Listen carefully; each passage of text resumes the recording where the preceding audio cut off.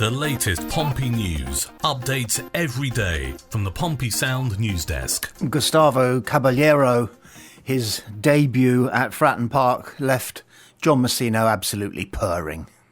I really liked lots of what I saw there with Gus. He showed some real positivity considering it was his first start, chucking him into such a difficult, hostile atmosphere. To be fair to Gus, he's used to it. He's played in Paraguay, he's played in Brazil, where football is everything. So coming over here, he's slotted in really well. He showed some really bright sparks, and there's plenty more to come from him. He didn't play on Saturday. But we obviously trust him, we trust all of the players. It's just in certain moments we turn to certain players, and off the back of last night, Gus will get into it. At Charlton, he was a threat in terms of that outlet on the right-hand side. He worked really hard, kept himself going with the press. He hasn't played since the back end of January. He's played 45 minutes here and 45 minutes there for Santos. But he wasn't a regular starter, and he provided that threat for us going forward. He set up the second goal, just being direct on crossing the ball. It's something on the right-hand side we haven't had, that directness. So I'm really happy with that. Be interesting to see team selection on Saturday against Millwall, because if Segicic is once again fully available, and also he is very happy with Gustavo Caballero out wide, perhaps Segicic is going to be able to move inside, a position that he himself has said he prefers, but he'll play right wing if that's where we need him to play. But he's got two choices there, John Messino, and that must provide him with a little crumb of comfort in these very hard times with injuries. Pompey have confirmed that ever-present midfielder Andre DOZZ will not be fit again in the short term. DOZZ, who was injured in an apparently innocuous clash with Patrick Bamford in the Sheffield United game, initially wanted to carry on after treatment, but after limping for 5 minutes found himself unable to walk the injury off and so left the field. There are reports that he went home wearing a surgical boot. John Messino says the club are unable to provide further details about the nature of DOZZ's injury, but that investigations are ongoing. There's better news about the injury to Adrian Segicic, who also came off during the same game having taken a knock. Fears that he may have to miss upcoming games were scotched when it was announced that he was on the subs bench for the Charlton game, although in the event he wasn't called upon. So good news about Segs, but not so good news about DOZZ. It's testament, isn't it? Testimony to the fact that he wants to be on the pitch. He wants to play. He wants to keep his place. He wants to keep the trajectory of his career, which has gone from strength to strength at Pompey, going, that he decided he was okay to run it off. It's such an unscientific way forward, isn't it? After an injury, I think I'll be able to run it off. Sometimes players go down clutching their knees. When they haven't got the foul, they get up and don't even pretend to be injured. With DOZZ, it was the other way round. He was injured, but he insisted on staying on. I'm guessing, he said, "Look, I can run it off. It's just a tweak. I can run it off," and he couldn't, because as he ran back into the game, having had treatment on the pitch, he was clearly limping. All around us, we were saying the same thing. He still hurts. He's not much good to the side, limping like that, we were saying. And then we caught sight of him a few minutes later, and he still clearly wasn't right. So he did the right thing to come off. But here's the question. It's a $64,000 question. Has he exacerbated, made worse, that injury by being heavily involved or possibly taking the decision himself that he would be okay to run it off? So that's the first thing. Second thing is, does this mean that we now have 15 players unable to pick because of injury? It was 14 going into the game, and now we've got DOZZ to add to it as well. We're so lucky that we have Marlon Pack in so many ways. But can he manage all the games that we've got coming up, hard and thick and fast, hard-heeled on each other? Can he manage them all? And if he can't manage them all, then we're going to be even more dependent on the wonderful Adams than we have been in the last 3 or 4 games. And that's been pretty dependent, because if Marlon Pack can't make 98 minutes every 3 days, then who is going to be standing in for DOZZ and Pack? How's that going to work? Luke LaRue? It could be down to him. Take a bow, son. Steve Bowden gets far more of his predictions right than wrong. And pre-Sheffield United, we asked him for his predictions, first of all for Sheffield United, and then he got a little bit controversial, we thought, with what he said he thought was going to happen when we went to Charlton. Listen. We do need to be carrying on winning our home games as a rule, because we're not picking up that many wins away from home. But I actually think we might just slip up a little bit, and I think we might end up drawing with Sheffield United. I'm going to go for a 1-1 with Sheffield United and another goal from Ali, our new hero, Mr. Ali. But I'm going to go for us to follow that up with a sneaky little 1-0 win at Charlton next midweek. Which would be fine. If we get 4 points from those two, in whatever order and whatever style, I'll be more than happy. Absolutely. Steve Bone, on us sneaking a win at Charlton. As it was, for the third game in a row, we pulverised the opposition. And Steve suggested, and he was the only person we could locate who was saying pre-Charlton that we were going to win it. And he did. And we did. So well done, Steve. Do not miss his podcasts.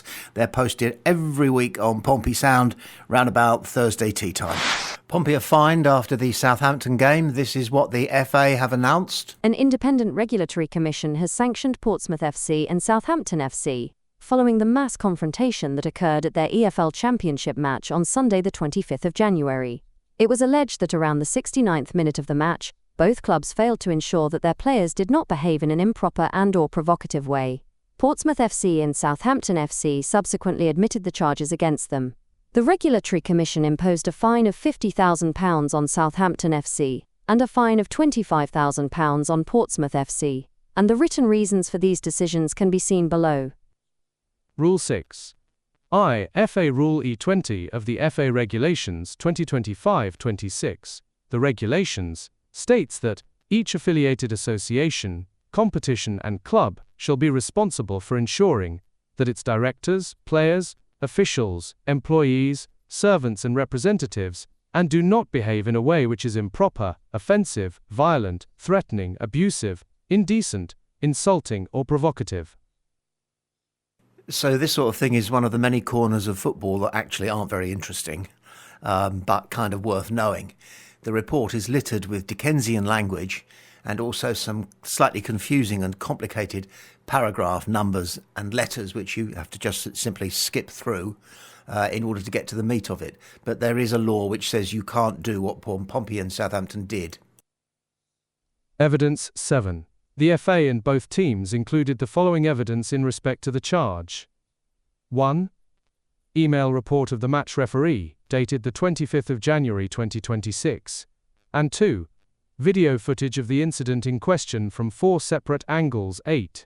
The match referee, Mr. L. Smith, stated in his email report, in the 69th minute of the game, following a reckless foul challenge by Flynn Downes for which he was cautioned, a mass confrontation broke out between a large number of players from both teams, which also resulted in a caution for Zach Swanson of Portsmouth FC. My team and I did not witness any further incidents in addition to the 2 cautions that were issues which required disciplinary action from myself. However, I am reporting this matter and the conduct of both teams for your convenience. So the referee, probably like all referees, is using FA-type language when talking to the FA by email.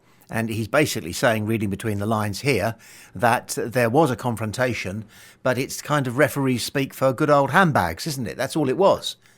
Handbags. Replies to the charge 9.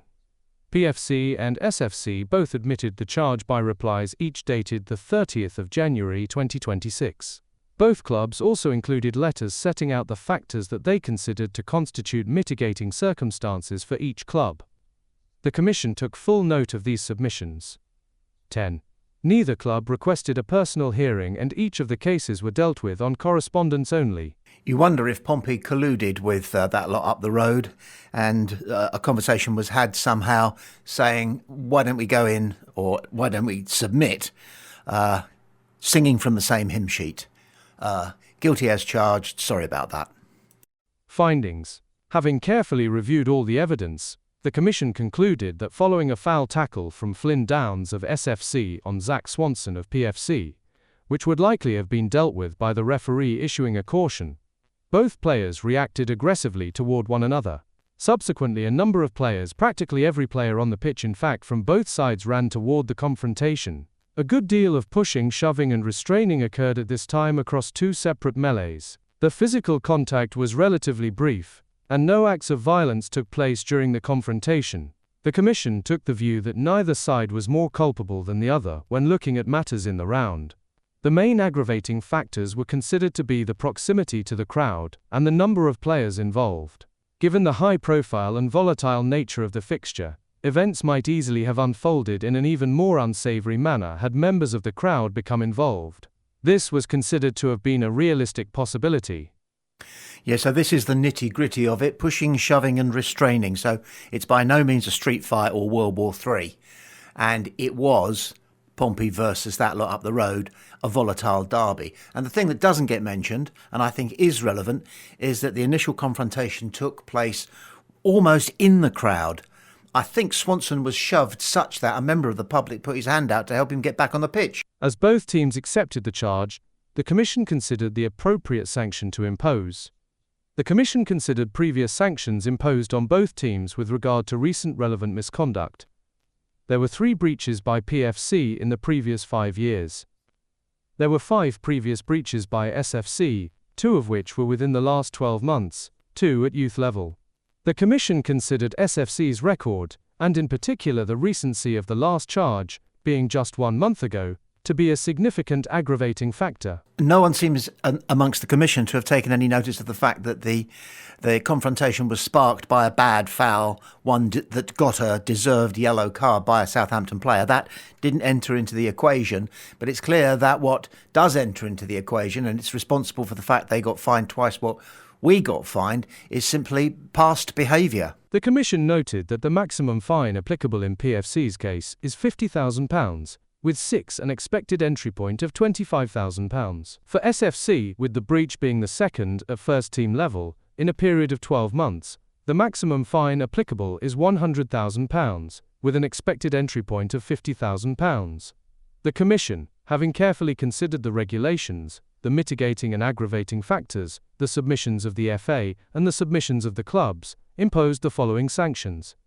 PFC will be fined the sum of £25,000. The Commission initially determined a fine of £30,000. SFC will be fined the sum of £50,000. The Commission initially determined a fine of £60,000, but agreed to reduce this based on the acceptance of the charge.